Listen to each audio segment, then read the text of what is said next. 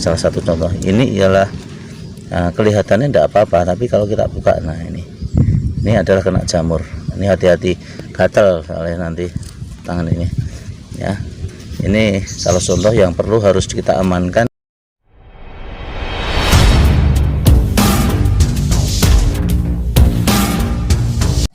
Assalamualaikum warahmatullahi wabarakatuh. Untuk teman-teman semua, ini sekedar berbagi bagaimana mengatasi busuk atau jamur yang pada di umbi. Nah, pagi ini kita sudah mencoba beberapa cara. Yang pertama, kemarin kita kasih dengan obat. Ini obat anti jamur ya, luka-luka yang jamur kayak gini.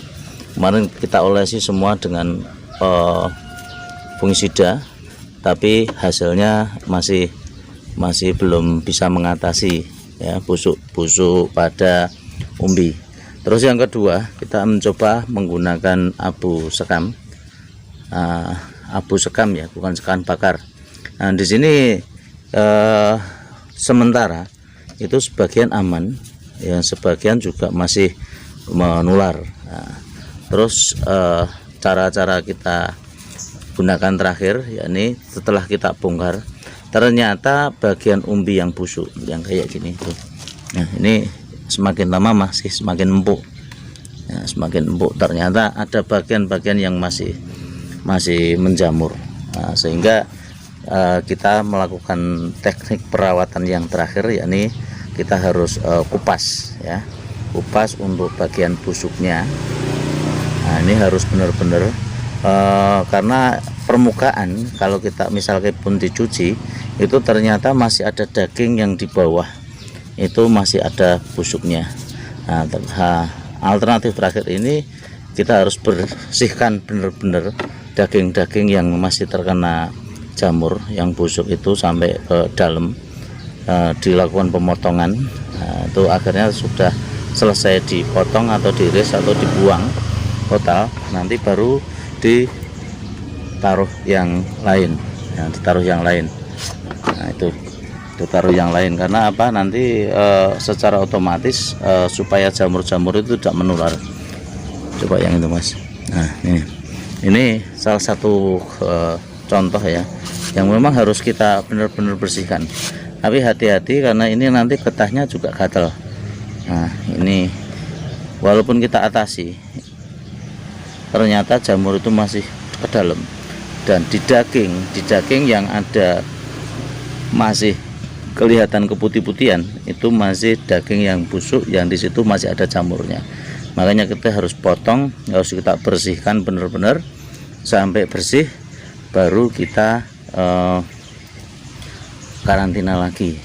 Boleh nanti setelah ini kita kasih abu lagi, atau mungkin obat jamur fungisida juga, atau mungkin diangin-anginkan supaya nanti jadi keras ya.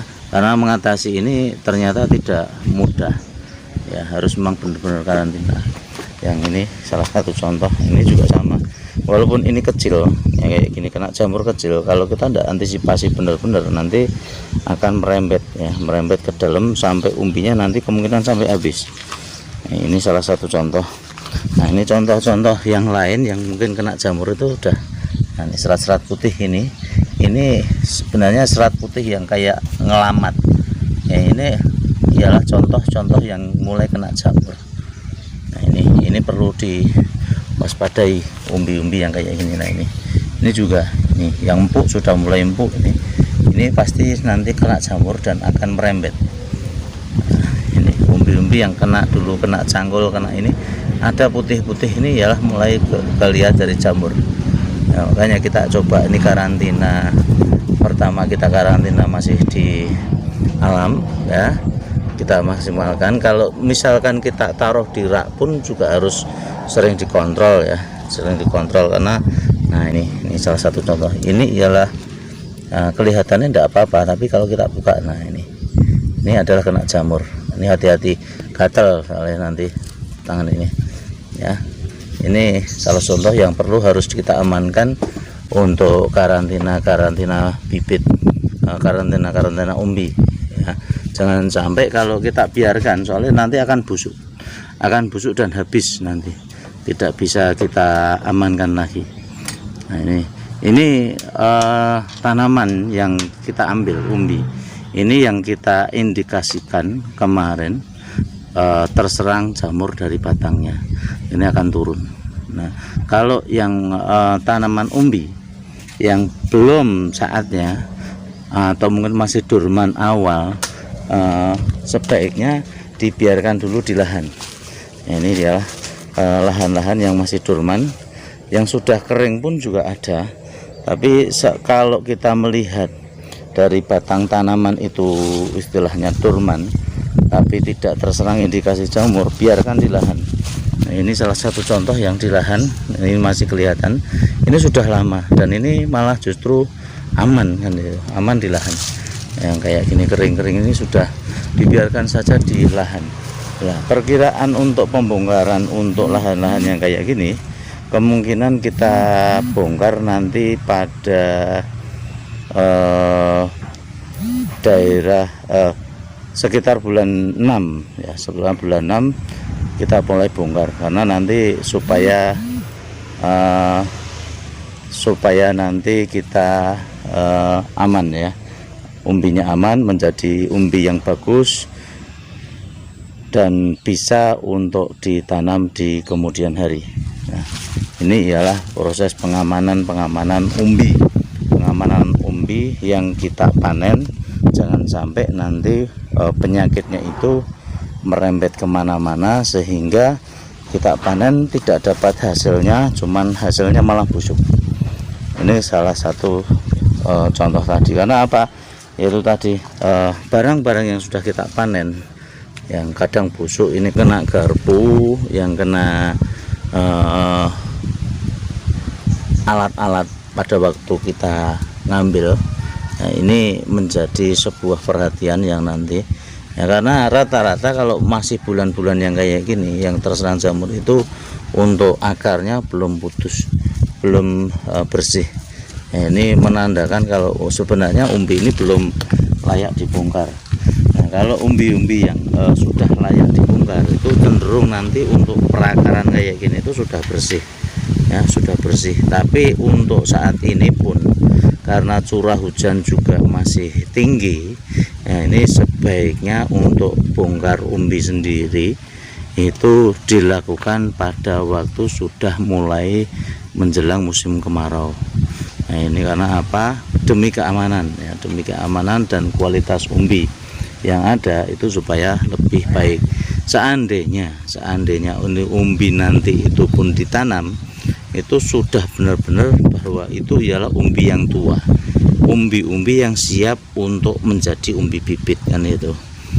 Nah, kalau seandainya kayak gini pun, nah misalnya ini pun dibersihkan, nah dibersihkan, kalau nanti bisa selesai langsung bisa kering, bisa tidak, jamurnya tidak menular, semenjak tunasnya ini masih bagus ya, ini menjadi umbi bibit yang masih bisa dimaksimalkan ya, masih bisa dipakai. Nah, itu berbeda lagi dengan umbi-umbi yang justru malah dari mata tunasnya itu hilang. Nah, kayak gini misalkan, nah ini walaupun ini pun kena jamur, nah ini mata tunasnya hilang. Ini kalau seandainya nanti itu ditanam pun ya, ini tidak akan mungkin dari mata tunas yang di sini. Kemungkinan tumbuhnya akan ada dari samping-samping kayak gini. Nah, kalau dari samping-samping kayak gini tumbuh, berarti secara otomatis pertumbuhan umbi nanti, pertumbuhan selanjutnya itu pasti lebih daripada satu pohon. Sehingga nanti dalam satu tempat itu ada beberapa pohon yang menghasilkan umbi masing-masing lagi. Menghasilkan umbi-umbi masing-masing lagi, sehingga dalam satu tanaman mungkin ada 4 atau mungkin ada 3 atau mungkin lebih banyak sampai 7 pun kadang ada. Ini karena mata tunas yang tumbuh di sini tuh terlalu banyak, sehingga satu gulutan nanti jadinya umbinya banyak. Cuman biasa nih biasanya kalau seandainya sekian, ini 1 kilo kita tanam menjadi 3 kilo, harusnya ya nanti jadinya mungkin agak kecil-kecil, yang segini-segini, setengah kilo ada yang. Jadi tanaman itu bisa tumbuh jadi beberapa umbi yang nanti dihasilkan ya. Mungkin dari saya cukup sekian. Terima kasih. Billahi taufik wal hidayah. Wassalamualaikum warahmatullahi wabarakatuh.